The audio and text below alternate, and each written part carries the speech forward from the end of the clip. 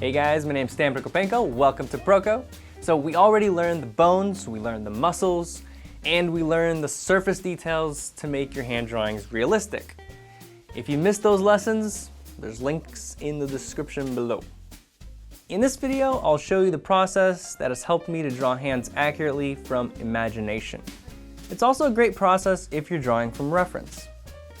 I'll be using it in my upcoming narrated hand demos. Half of those will be available for free, and the other half will be for my premium Proko people. Keep in mind, even though the process itself is quite simple, drawing hands is never gonna be easy. There's prerequisites that make it challenging, like anatomy, perspective, and shading. If you want to draw simple hands rather than learn a simple process to draw real hands, I will have a lesson on drawing cartoon hands. But all this stuff ties together, so let's get started. The idea. The first step is to get a clear idea of the hand you're gonna draw. Don't jump in blindly and start drawing. Figure out the angle you're looking at the hand from. Can we see the back of the hand or the palm? How much of the front are we seeing? Or are we looking at it from the back? What is each finger and thumb doing? What about the wrist? Imagine this clearly in your mind before you make a mark. And you always have your own hand that you can use to figure it out. And don't draw boring hands. Push the gesture, push the story of the pose. If the action is the fingers spreading, think about what happens when you spread them farther. When I try to spread my fingers as far as I can, my wrist flexes a little and my fingers bend back. That makes the pose a bit more interesting. Hands are extremely expressive. When you're drawing hands, you have to be an actor. Just like when you're drawing facial expressions. You gotta feel the expression of the hand pose you're drawing.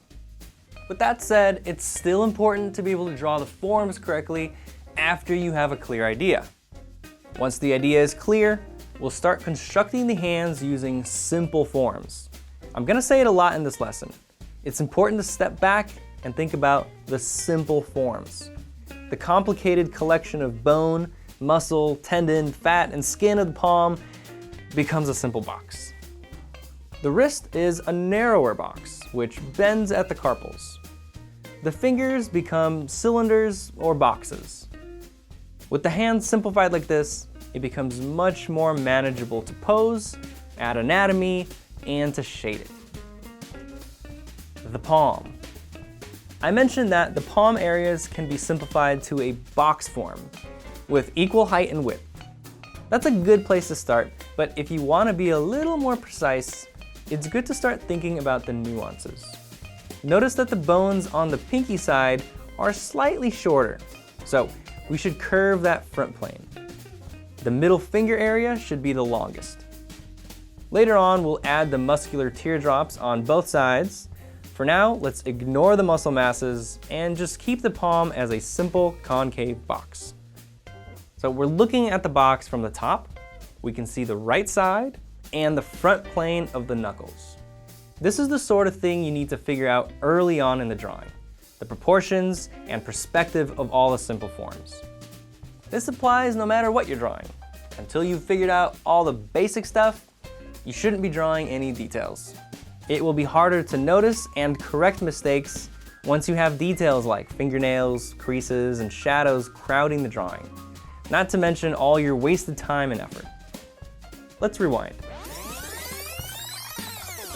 Before we add the fingers, let's split that front plane into 4 parts. That way we know where each finger extrudes from. And don't forget about that foreshortening. If you can do that, you have a really good starting point and you're on your way to drawing an awesome hand. The fingers. At this point, you can start extruding all the finger segments, but it helps me to start with some kind of gestural or wireframe guideline. I'm gonna give you 3 options that you can choose from. Everyone has their preferences, and different poses might call for different approaches. If the fingers are grouped together, you can try to imagine a mitten shape for all of them. If one or more of the fingers is separate from the group, draw it separate. Group the ones that you can and decide if they're bending. Another way is to throw down some lines and dots for the knuckles. This can help figure out the position and length of each segment with minimal lines that are easy to adjust. The third option is to draw the gesture of each finger. Don't worry about separating each phalanx. Ignore the joints and just identify the motion of each finger. Do this very lightly. As I said, different poses will call for different approaches, or combinations of them. And everyone has their preferences, so try them out, see what you like. A good tip is to start with the pinky and index finger. It's easy to figure out the middle two once you got the pinky and index. They're either distributed evenly between or grouped in some way.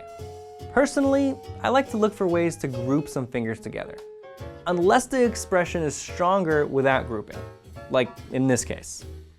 Which fingers to group together? That's up to you. Whatever results in the best expression.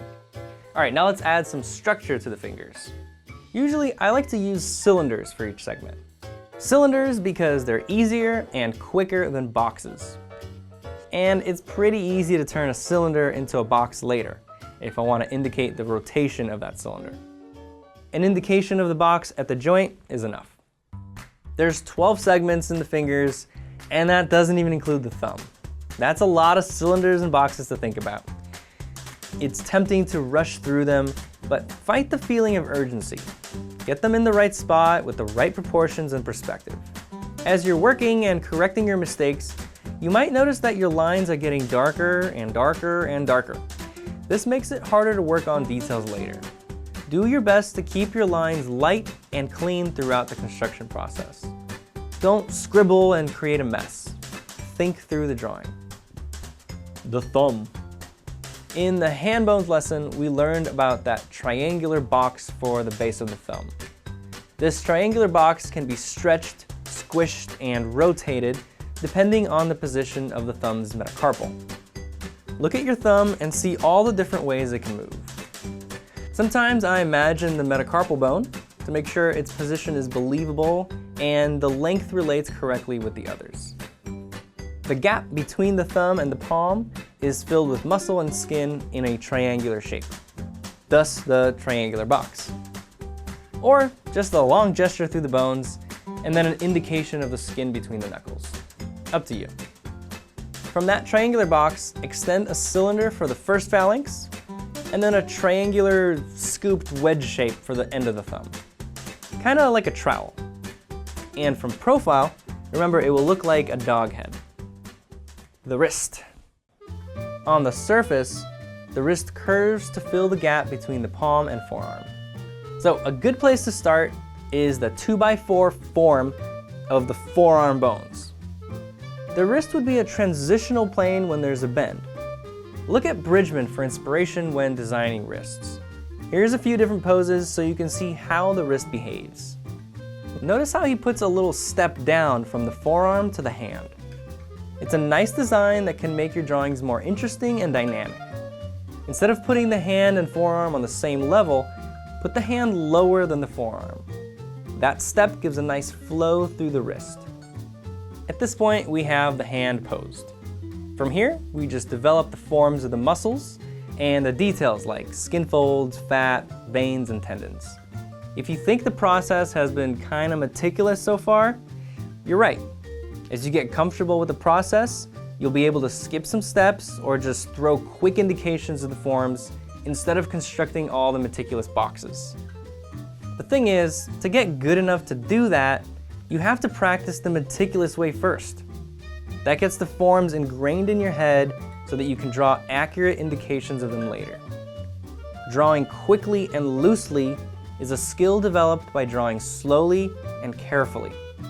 This tutorial is intended for those that are in it for the long haul, the students that are willing to put in the time now to become one of the best. I hope that's you. The muscles. In the first hands lesson, we learned about the 3 muscular forms of the hand: Papa Bear, Mama Bear, and Baby Bear. The Papa Bear on the thumb side of the palm is the biggest. I always think of it as a drumstick. a thin, stretched out drumstick if the thumb is pulling away from the palm, a thick, round drumstick when the thumb is squeezed against the palm. Either way, it's always better with some ranch.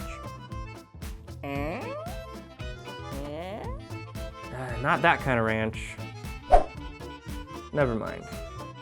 The muscles on the pinky side are also a teardrop, but they're mostly covered with a thick layer of fat on the palm.